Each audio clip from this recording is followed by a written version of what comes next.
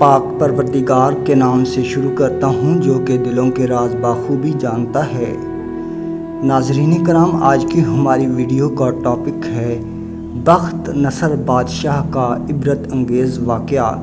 ناظرین، اگر آپ پہلی مرتبہ ہمارے چینل کا وزٹ کر رہے ہیں تو پہلے سبسکرائب کر لیں اور بیل کے آئیکن کو پریس کر لیں تاکہ اس طرح کے انفارمیٹیو اسلامک واقعات آپ تک پہنچ سکیں۔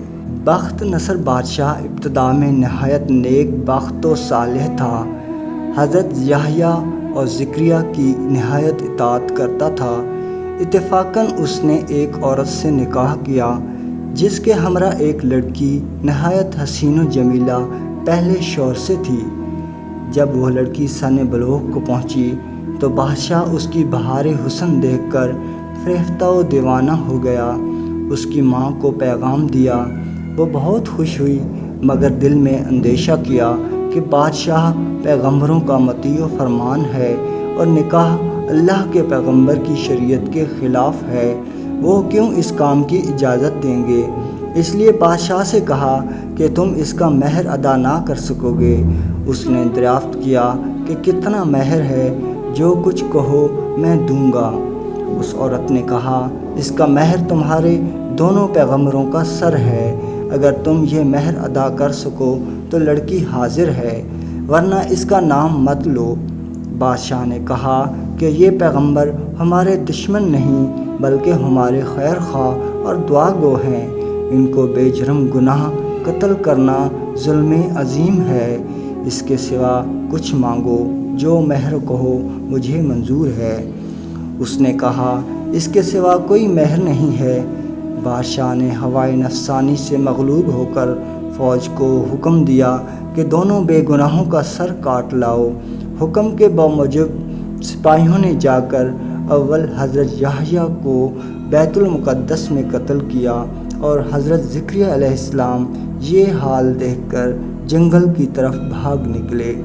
فوج پیچھے ہوئی اور شیطان نے ان کی رہنمائی کی۔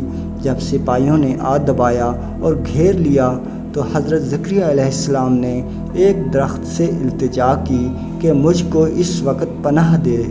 وہ درخت پھٹ گیا، یہ اس کے اندر سما گئے اور پھر بند ہو گیا، لیکن قدرے کپڑا باہر رہ گیا۔ فوج متحیر ہوئی کہ کہاں غائب ہو گئے۔ شیطان نے نشان دیا کہ اس درخت کے اندر ہیں اور یہ کپڑا ان کے موجود ہونے کی علامت ہے۔ پھر شیطان نے آرا کی ترکیب چلائی، درخت چیرا گیا۔ جب نوبت آرا کی سر تک پہنچی تو حضرت یحییٰ علیہ السلام نے سسکی بھری۔ حکم الہی نازل ہوا، اگر اف کرو گے تو پیغمبری سے خارج کر دیے جاؤ گے۔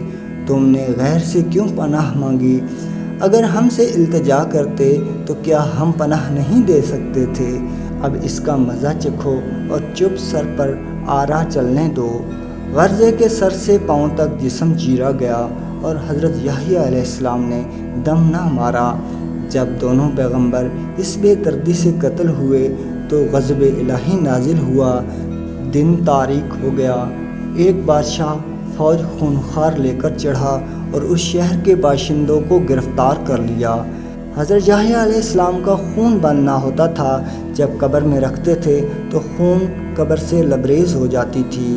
بادشاہ کے لشکر نے قسم کھائی کہ جب تک خون بند نہ ہوگا میں قتل سے باز نہ رہوں گا۔ ہزارہ آدمی تاتیغ کر دیے لیکن خون بند نہ ہوا۔